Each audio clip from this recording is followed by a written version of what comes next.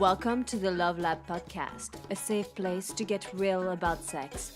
Whether you're man, woman, single, or couple, this is the show for you because, well, sex matters. We are your hosts, Kevin Anthony and Céline Remy. Welcome back to the Love Lab podcast, and this is episode 47, and it's titled, What is Tantric Sex and How to Do It? And this episode today is brought to you by Power and Mastery, the most complete sexual mastery training for men. Whether you want to have harder, stronger erections, last longer, or expand your sexual skills, Power and Mastery is designed to develop your physical and mental stamina and enhance your sexual abilities. You can check it out at powerandmastery.com. All right, so I'm really excited about this episode, and at the same time, I feel slightly challenged by it, and I'll tell you why. Because I'm excited about it, because I think this is an amazing part of sexuality that I wish everybody could experience. And at the same time, I feel slightly challenged by it because it's a little bit esoteric and a little bit intangible and difficult to describe to people. And if you've never experienced it, it can be difficult to truly understand what we're going to share today. So we're going to do our best. You know, it's kind of like honey, right? Where you can read about honey, you can see how it's sticky and sweet and delicious, but until you really taste honey, it's not going to make as much sense to read about it. So that's basically what we're talking about today. Honey. Okay, so before we get started, we have to clear up a few things. The very first one is, it is Tantra, not Tantra. I know, it's silly, but we hear this all the time. People always pronounce it Tantra. It always makes us giggle a little bit. So just so you know, it's actually pronounced Tantra. All right, that's the first place. So, you know, what is Tantra really? And what is the difference between Tantra and Tantric Sex? Oh, so this is a big one, because in the West here, where we are, people kind of use the two terms interchangeably. Mm-hmm. And when they say Tantra, what they really mean is Tantric Sex. Mm-hmm. And so, yeah, we felt it was really important to explain the difference between Tantra and Tantric Sex. So Tantra is basically a way of life, right? A system for living. And the word Tantra finds its roots in the word tan, which means whole. And Tantra itself, as the word in Sanskrit, means to weave. So I love this analogy of wholeness and weaving things together. So I want you to think of it as a life path, and it combines many teachings, and sexuality is only a fragment of the practices that are being taught.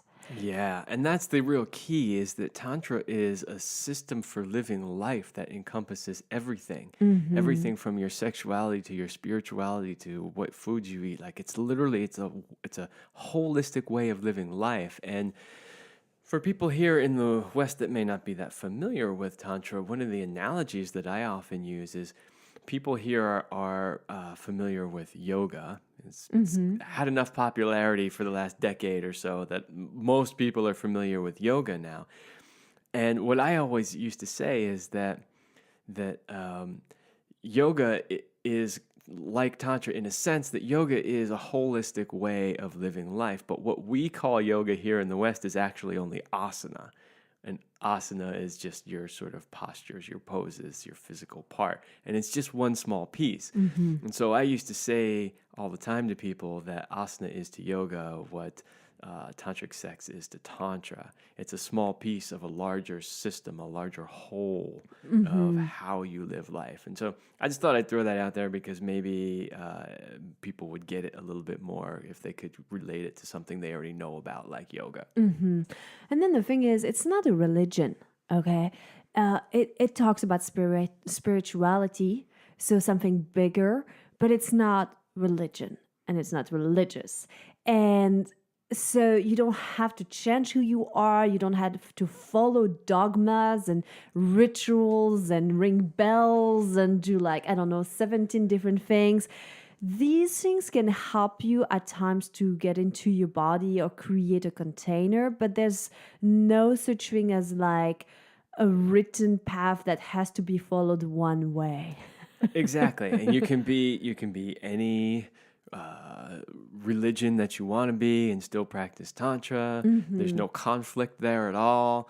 Tantra is just a way of living life that's balanced. And there's so many cultures have their version of it. In Chinese culture, when you think about the yin and the yang and that sort of balance that's created between the two, Tantra is similar to that in a way. It's a balanced, holistic way of living life. So there's no conflict. Don't worry. It's not cults. You're not going to be sucked into some strange, sex cult, which is sometimes what people actually think. Yes. But, I will say along those lines is that like anything else, whether it's religion, whether it's a gun or, a tool or a car, anything else, it can be used for good. It can be used for bad. And there have been times throughout history where the knowledge and the power of Tantra has been used for bad stuff. But don't get that confused with Tantra itself. So I just want to make that point real fast. So, okay. So now we know that tantric sex is that small part, is a fragment of the teaching. And here in the West, we're focused a lot on that. And this is what we call Tantra. And so really, what is that sexual part of Tantra? Ooh. All right. Now we're getting into good stuff here. So what are we talking about when we say tantric sex? All right, this is where we're going to do our best to describe what we believe tantric sex is. There might be some different opinions. Oh, yeah. By the way, I like to say when I talk about it with my clients, that Tantra is like chocolate. Everybody has their own little recipe of it. Yes. Yeah. Some people like dark chocolate. Some people like milk chocolate, sweet chocolate, bitter chocolate. Yeah, there's a lot of different flavors. So we have some guidelines for that will help you understand whether or not the lovemaking that you're having is tantric in nature. And so the first one is you no longer focus on the orgasm or ejaculation, and the focus is more on the journey of the lovemaking. And I tell you, we observe a lot of people having sex, not only as part of work, but as just our friend circle and lifestyle. And I can tell you that most people focus on the friction with the intent to orgasm. They just do. They've never been taught anything else. And so I think one of the big distinctions with Tantra is you're not doing that.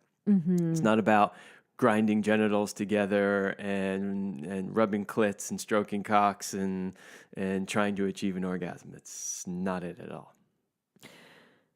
Another one is that you focus on moving the powerful energy that is generated throughout both of your bodies. And so that's when we get a little bit more esoteric. I want you to think of sexual energy is not something that you really can see. It's that intangible, but yet you can feel it. You know what I'm talking about. Oh, yes, I do. Right, that tension. We know that, like that sexual tension, sexual energy. And so once you start to tune in, rather than just focusing on the sensations of the body, and especially the sensations on the hot spot, but start to tune in to the energy of the entire body, and not just your own energy, but your partner and what the two of you are creating together, that is starting to be a step in the direction of tantric sex. Yeah, and I forgot in the introduction to give the woo-woo alert. Well, we try in this podcast not to get too woo-woo, but there's a certain aspect to sexuality that just is a little woo-woo, and there's no way around that, really. So this is one of those moments. If you don't understand what we mean by feeling the energy, you've got some hurdles before you can really get into this tantric lovemaking because it's a huge part of it. And just to use an example from our own life, we were making love last night, and it was just this beautiful, slow, expansive tantric lovemaking. And at one point, and it was totally, silent as far as words go. And at one point, I just, said to Celine, I said, "Wow, I can feel you expanding." And, she said to me later on afterwards, she's like, "Yeah, I was totally expanding in that moment. And yet you were thinking like, how the fuck does he know that?" Yeah, it's not that I changed anything, but I mentally was picturing my vagina opening up and just kind of expanding. And there's sometimes places where I can go where it's very intentional, the lovemaking, and there's a form of prayer or intention, however you want to word that. And in that moment, I was really relating to becoming one with all and becoming one with the universe, and that my pussy was the gateway to the universe. And I was imagining that and just kind of like focusing on this, and you felt it. Yeah, and here's the thing is I don't even think we were moving in that moment, right? And yet, so there's an intention that you're setting, and yet I can feel that. So how do I feel that? Well, there's an energy that's created, and many different societies have called that energy different things: chi and life force energy, prana, universal energy, Jing. jing. There's a whole long list of different words, even kundalini energy. It's our life force energy. It's the energy that flows through us.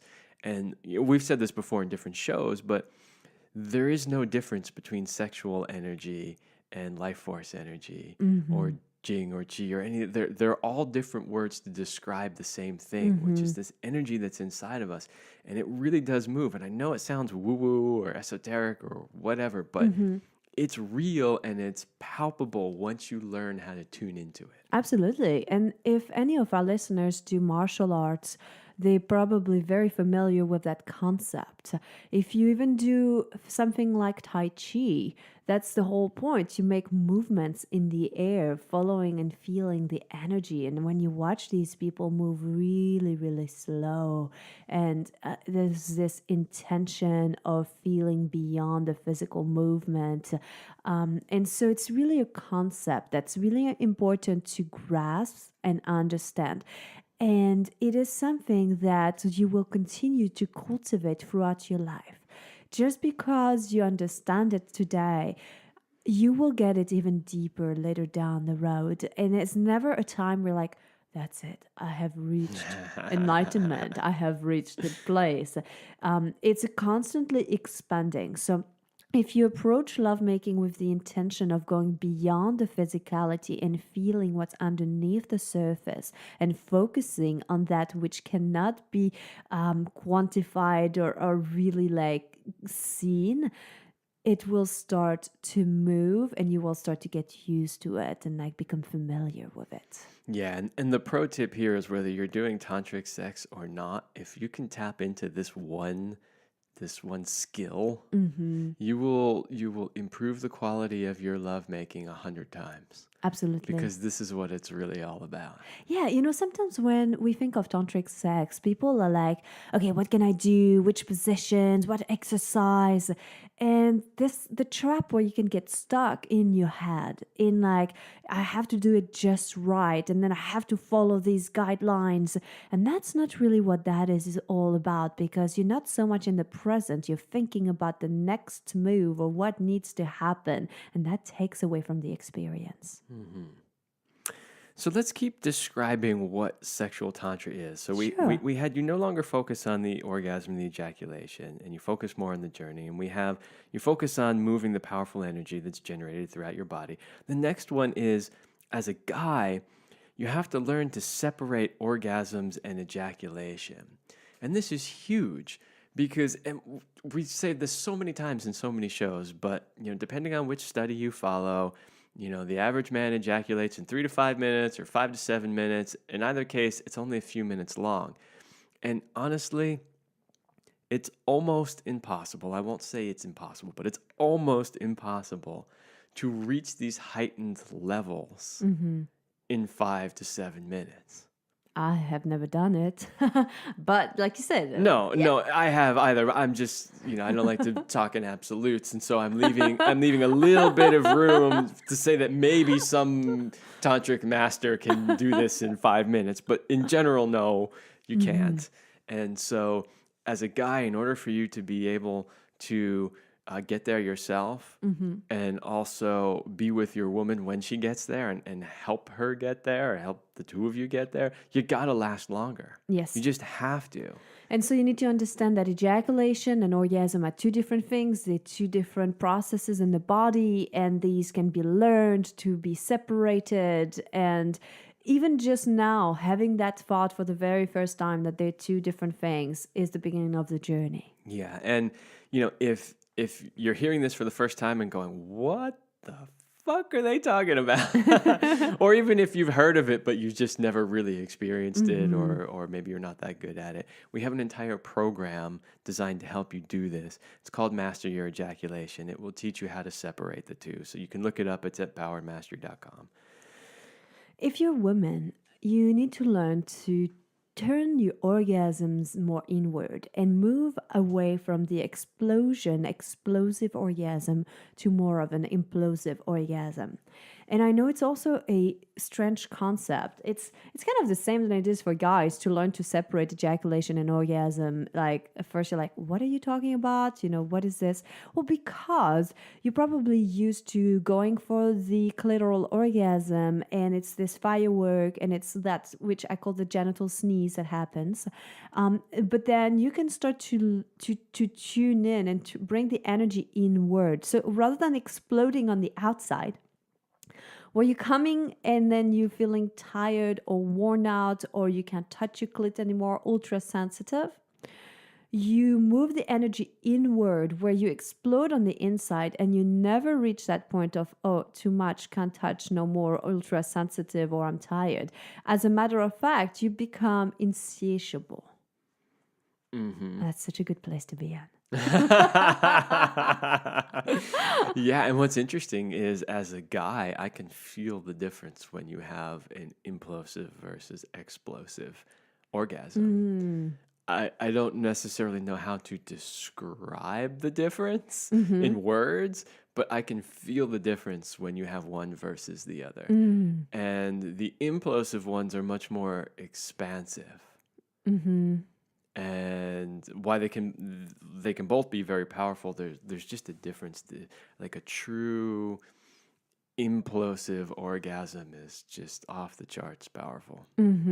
But it is a different. It's a different energy. It's a different breed. It's a totally different animal. So get used to that. And then what you want to do is, like we mentioned earlier, is all about surfing those waves of pleasure, right? So building up the waves of energy. So because we're not making it about the destination and about the orgasm, about the ejaculation, and we're starting to tune into something deeper, then what we focus on is, how long can I ride this wave? How high can I go? Exactly. It's a totally different approach. Yeah, and we describe them as waves because they literally are waves where you'll get a big wave of intense energy and you'll ride that a little bit, and then you'll come back down. And then you'll have another wave and you'll come back down, and you'll just surf these. So it's not a linear progression of just constantly getting more and more and more and more and more and more and more intense. It's more of a wave where each wave gets a little bit bigger than the one before it, which is really quite fun. And it's very different than how you see. If you look at the model of arousal and in sexuality, that's really that curve where most people start from a place of being flat, have a curve that spikes up, you reach your peak, and then there's a massive drop down, back down after that orgasmic cataclysm like expression. Well, in the tantric sex lovemaking, you start at the same place, it takes a little bit longer, and then you start to like linger, and then it gets a little higher and you linger, and the progression is different, and it can go higher, but you never go back down and drop even lower than where you were No. before you started. When you're done, you're actually higher than where you were at the beginning. Totally. And, you know, I want to just say this for the guys out there. So, you know, most guys tend, if they're having sex kind of the normal standard way, they tend to have more of a linear increase where their excitement builds in this linear line until it fucking explodes into an ejaculation. And so if that's the way you're used to having sex and you're thinking about riding these waves and building, you're probably thinking, how can I possibly sustain that? Like at a certain point, you're thinking that you just have to let it all go and explode, right? And so I want to reframe that for you and let you know that the reason why you feel like you have to explode into an ejaculation is because you're not moving the energy through your whole body. It's basically getting stuck in the genital area, and it builds to a point where the genital area can't contain it anymore, and it has to explode into an ejaculation. And so if you can learn to move that energy through your body and feel it everywhere, in your toes, in your fingers, in the top of your head, like everywhere, you can build the level of energy up so much higher without that need to explode off into an ejaculation. It's so beautiful. So if we were to sum it up at its essence, Tantra is about opening your heart and moving energy in the body through conscious awareness. It's about the connection with oneself, presence, and tapping into a higher dimension of consciousness. Well, doesn't that sound amazing and juicy? And mind-blowing, out of this world. Everybody who wants that, raise their hands. My toes are up. So that leads to my next question, right? So often when we start to discuss this with friends, like people will ask us, like, so why do you want to do this? Oh my God, this is the funniest question we get. I mean, we've literally had friends over for dinner where we talk about this kind of stuff. And I specifically recall one instance where one of the men, there were three of us there, so there's three couples, and one of the men looked me square in the eye and said, "Why would you want to do that?" Like he literally said, "Why would you want to do that?" And what I realized in that moment was he didn't know what he didn't know, right? Like you've probably heard that expression before. You don't even know what you don't know, which means that you don't even know that you don't know that you can attain these levels. Like it's not even in your awareness that something like that is possible. So what you're doing then is you're looking at lovemaking through your own limited lens. And your own limited lens says lovemaking is 10 minutes long and ends in an ejaculation. And yeah, it feels good for a few minutes and then it's over. And then you go back to listening to podcasts or watching TV or whatever it is you do, or sleep or whatever.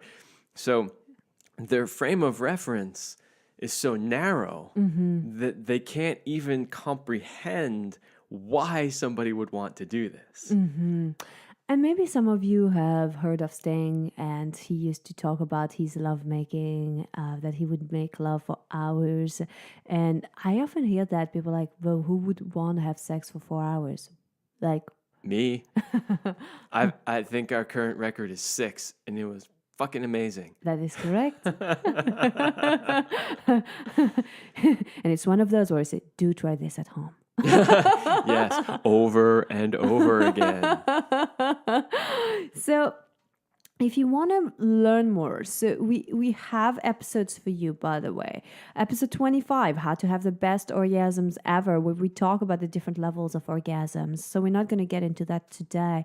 We have an episode number 12, how to harness the power of your sexual energy, where you learn and how you can use your sexual energy to manifest things in your life, to reach goals, to have more health, happiness, wealth. I mean, it's amazing. So listen to these 2 episodes because we're not going to dive in right now into that. Yeah, but we're not going to leave you hanging either. No. So, we've talked about what is Tantra versus Tantric sex, and we talked about why you would want to do it. And we do want to give you some how. Here's the caveat, though, is that we're going to give you a list of things of how to do it. It's 11 things long, actually.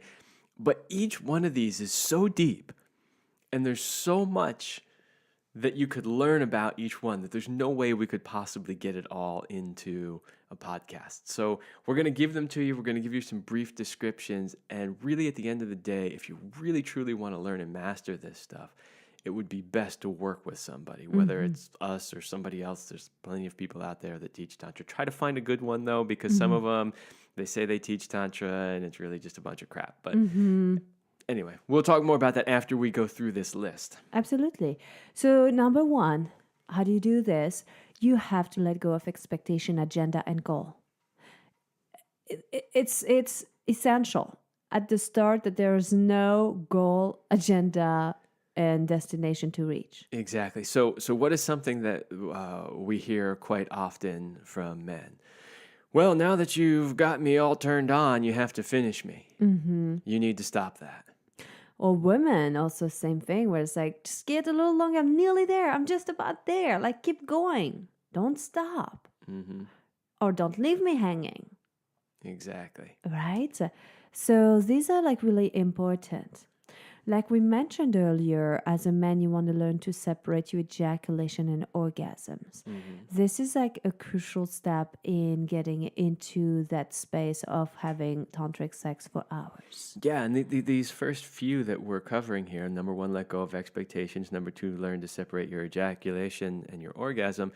These are kind of like foundational pieces. Like these are skills that you need to have before you should even really try to embark on this journey. Because if you can't do those 2 things, you're not likely to get to true tantric sex. And number 3, this one is well, it's really for both men and women. When I wrote it, I was thinking more in terms of women, but I think it applies for both, which is learn how to fully open and surrender. This practice really is about surrendering. And that's fun. Like we talking about that path of non-resistance. Like last night when we were experiencing this lovemaking, I was noticing that I was not tensing up my body. I was not trying to get anywhere. I wasn't resisting anything.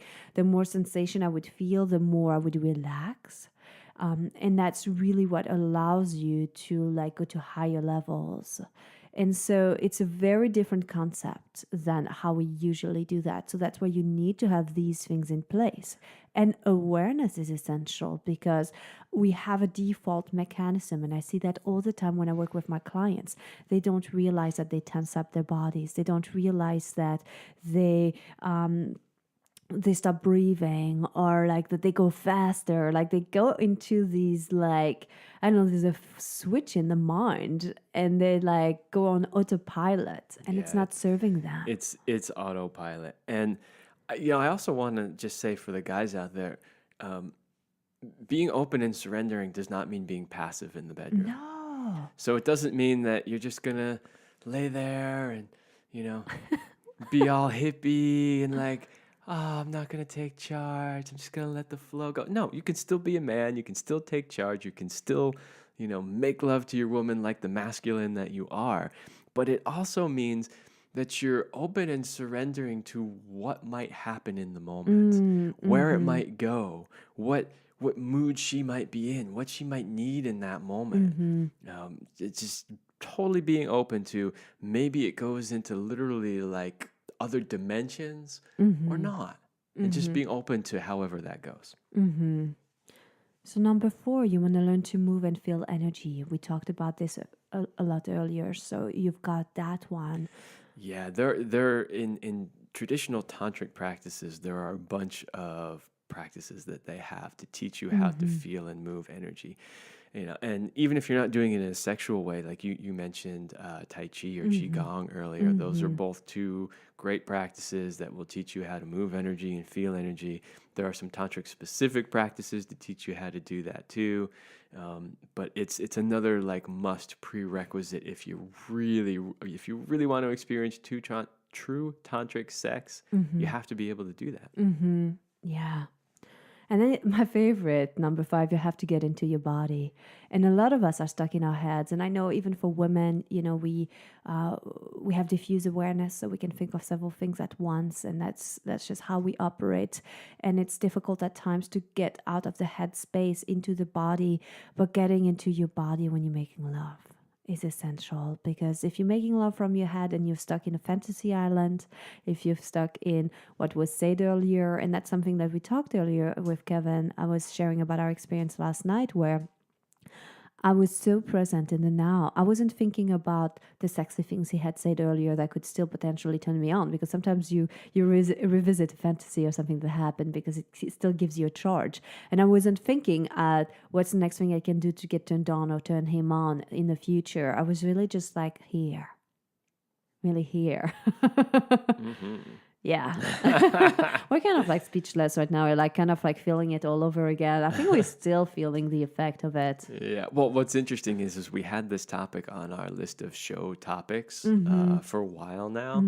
But one of the things that we really like to do is we like to talk about the topics that are really present for us in the moment. So like it's a conversation we had with a friend or something we experienced ourselves that makes us feel truly juicy and alive in that moment about that topic. And since we had such amazing lovemaking last night that truly was deep tantric, other dimensional lovemaking, we were like, today's the day. All right, number 8 on the list. Slow down. Slow down. Slow down. We've already said it's not about the destination. It's not about having an orgasm. There's no place to rush to. You don't have to try to reach these things as quickly as you can. In fact, if you try to get there too quickly, you most likely won't get there. So just slow down and take the time to cultivate the energy and the practice and move. And if you get too close to having an orgasm, slow it down again or stop altogether. And that's the key. I think actually we skipped 6 and 7, my love. I think we weren't to get our body, but sorry, that was my bad. Yeah, we went a little faster because actually you want to start slow. Yes, sorry. I thought we should still give those keys because starting slow is essential to the practice. I misread the notes. I got so excited. And then the other 7 is allow energy to build in waves, so just like what Kevin was talking about. So from that starting slow to building energy to slowing down or stopping when too close, this is like a refined practice of attunement. Yes, thank you for getting us back on track. That's because the 6 and 8 both start with slow. Well, I'm going to go for number 9 since it's about women. Go for Here, it's very important to get into your imploding orgasms. Okay, essential. And I think at some point we're probably going to have to do a whole show on that because it would take too long to explain about it. But it's that concept of turning the energy inward rather than outside in your orgasms. And number 10, so see where it takes you. Don't put any pressure on yourself to be in any particular place. I know we've talked about that already, sort of letting go of the expectations, but yeah, tantric lovemaking doesn't have a destination. And it can take very different paths from one time to the next, and you never really know where it's going to go. And that's kind of part of the fun. It's like, if every time you made love, you tried to make it a certain type of tantric experience and attain a certain level of high, so to speak. Well, honestly, it's not going to happen every time. No.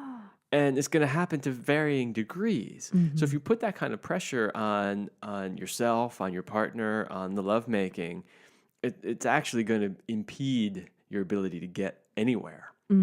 So to just let go of that and to just see where it takes you and to be open and do all these things that we're talking about. And if you do, you're likely to get to some really magical places, like mind-blowing places. And then my favorite is, you done when you say you're done. That's often a question we get, but how are you done if ejaculation and orgasm's not the end?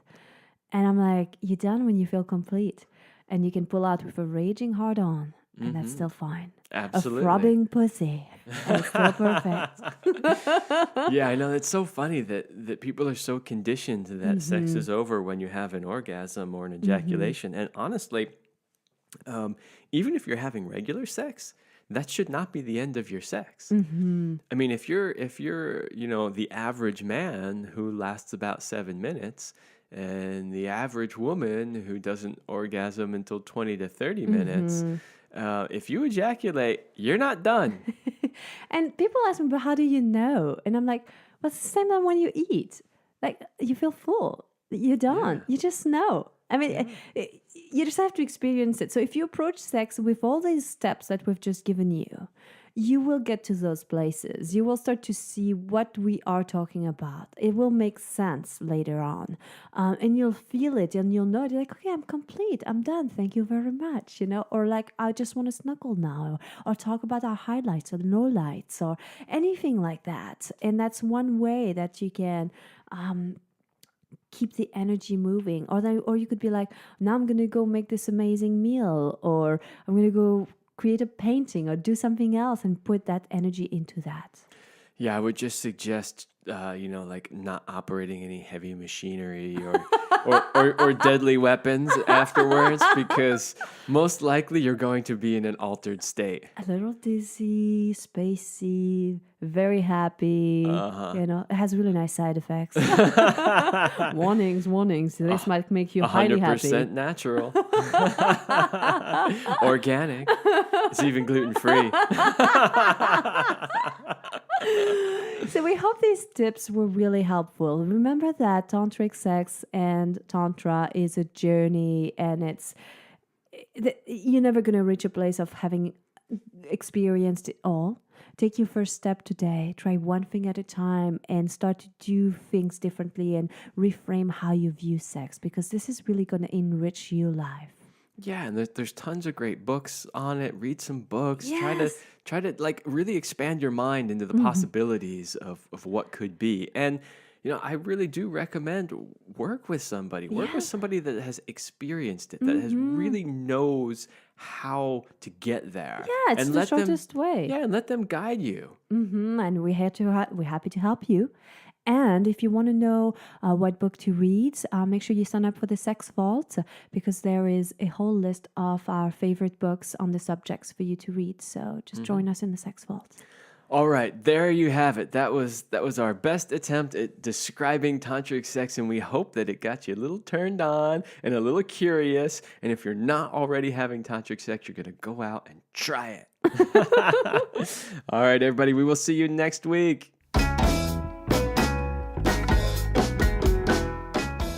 We hope you liked this episode of the Love Lab podcast. If you enjoyed this show, leave a comment and share it with your friends. And if you want more, we have an entire digital library with the best sex tips and relationship advice at CelineRemy.com. That's CelineRemy.com. So join us in the Sex Vault to continue this adventure. Thanks for listening. And remember, you're amazing.